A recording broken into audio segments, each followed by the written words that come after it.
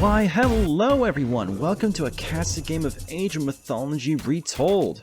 Today we have a match between Without, playing as Odin in the blue, versus Miku Nakano, hard to pronounce it, but I'm just going to call him Miku, playing as Oranos, here in the south as red. This is on the map Giza. We've already seen Without already cast his Great Hunt God Power. Is going to basically increase the number of hippos he has available. That's going to make sure he's got plenty of food here in the Archaic Age, even into the Classical, as each of these is worth 500 food. That means he has got 2,000 food here in these 4 hippopotamus, versus Oranos here, at Miku here down with Oranos, which only has 3. Both players moving their units out on the map, trying to do some scouting with Oranos' oracles, Miku's oracles, and Without Berserks, trying to find what they've got. While they're getting set up, let's take a look and see what relics are in play for this one. We've got the Arranged Soldier hit point increase with the Girdle of Hippolyta here in the middle of the map. On the left-hand side, we've got a, ooh, this is a nice one, Sistrum of Bast. 15% villager cost reduction. That could be huge for either player, especially for the Miku player, as the Atlantean villagers are significantly more expensive. Each one costs 100 resources versus the 50 typical for a regular villager, and each of these only gives about 1.5 times more resources, so it could be a huge thing if Miku manages to pick that one up. Other relics in play, we've got a counter cavalry damage increase here with the Odin Spear.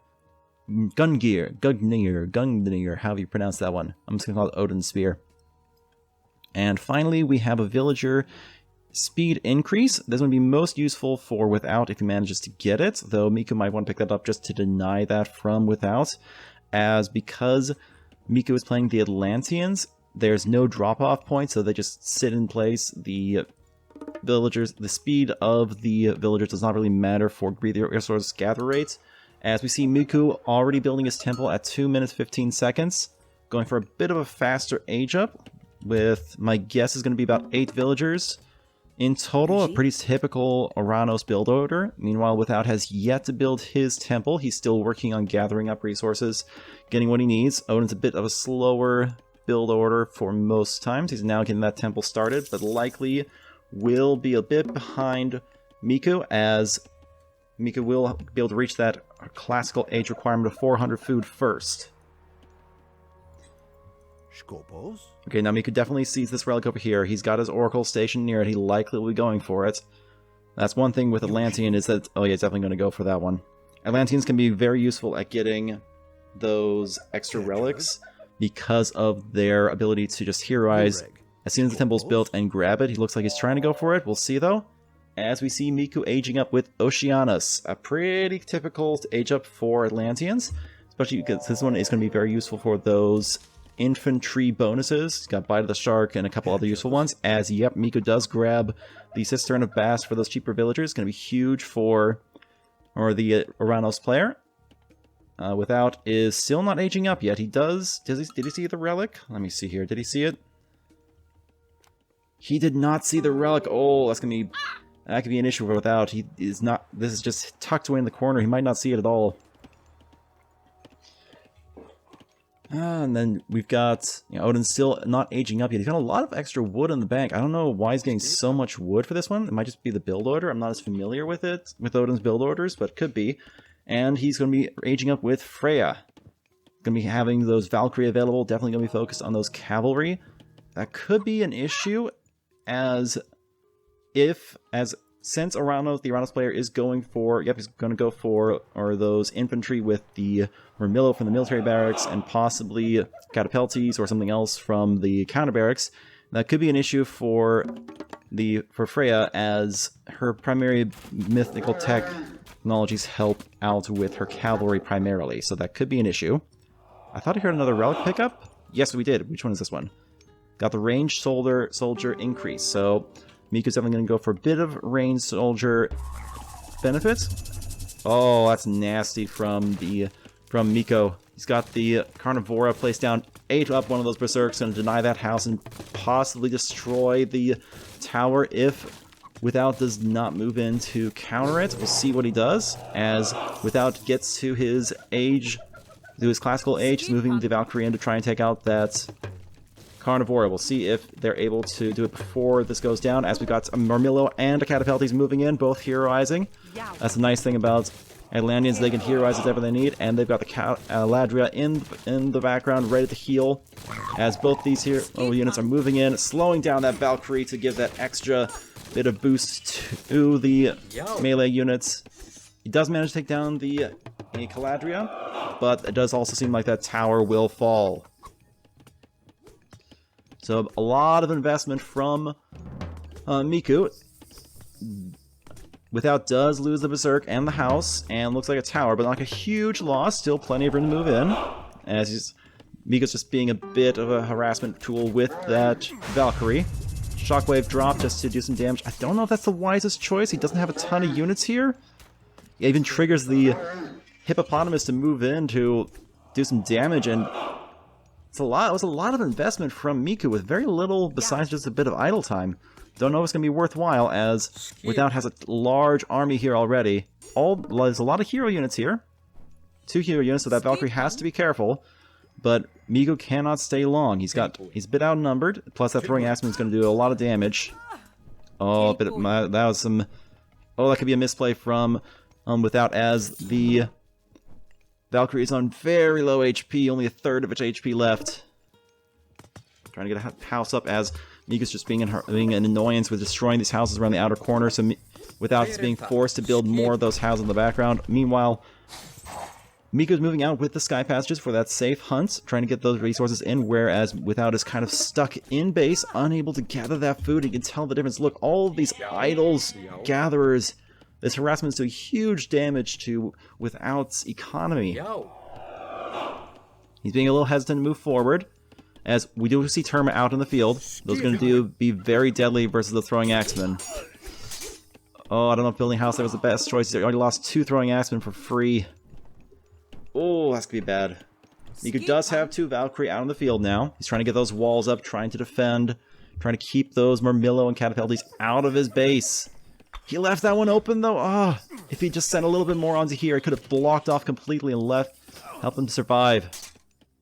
Does look like Miku does want to pull back a little bit for now. Doesn't want to take the fight just yet. Mostly just harassment. Oh, this Valkyrie was cowed out. This is going to be bad. That Valkyrie's dead. That's one less Valkyrie. Without trying to come out and get those Zebra in the front. It does look like Without is able to push back the army for now. Miku's being forced to pull back. The Caladria is starting to be targeted down by the throwing axemen. One more throwing axeman found. Great micro from these Terma, able to pick off the throwing axeman and run away. Though I don't know how long. This one's definitely. I think this one's going to be gone. Yeah, it's 1 Terma down. A couple more units falling to the hearse here. Miku's being forced to pull back.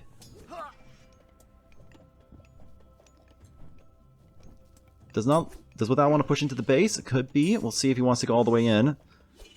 Miku does not have watchtowers. Doesn't look like he's going for it either. He's trying to get everything out. Who picked up the 3rd relic? Looks like Miku got the 3rd relic for the extra damage on the Catapeltes. Oh, and Without's found that Sky Passage, but all those citizens just go away. There's no issue whatsoever. That's the strength that Oranos has. There's no risk at all for these citizens out here, as they can just hop back through the Sky Passage. They are idling inside of this other one, so that could become an issue in the long term. He's probably hoping that his army can push back. Yep, here we go. Got the villagers, the citizens out in the back, shanking down the hearse here. Just for a little bit, just to distract them and allow his cat... Oh, another shockwave dropped. Oh, that's going to really catch these guys out. And 1 hearse here falls. Can he get the 2nd one? It's 2 heroes here fall, and those citizens are right back to gathering Zebra. That's one of the strengths of Oranos. Oh, and it looks like 1 more hearse here is going to be falling. Maybe... Oh, he just barely manages to pull away. As Miku decides to be content with just taking down a couple houses in the meantime. Alright, Without's trying to regather his forces. Heal up his units with those Valkyrie. As Miku is gathering his strength as well, moving forward. Without has a couple units out in the open, though. Like, I don't think he realizes he's got these two right here. They're just sort of sitting there. They're probably going to die from that. I don't know if they're going to be able to get past. They're kind of pincered in. These villagers are they're very vulnerable. Without's got to pull them back sooner. He's going to risk losing them. Oh, there he goes. He pulls them back. One's going to fall, though. There's no way with the bite of the shark doing that small damage per second out of the fact. And looks like a bit of missed microphone Without. It's going to be able to manage to get two gatherers, looks like. Oh, just barely not. Just barely manages to save it. As Without's able to push back Miku's army for the time being. Those throwing axemen are a bit scary to the Oranos player. Trying to pull back.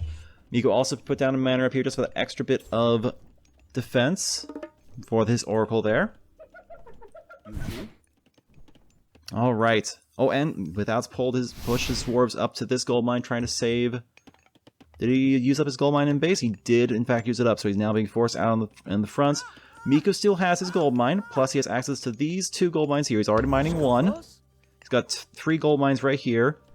Without also has 3 there, but this gold mine in the front is being heavily contested by Miku.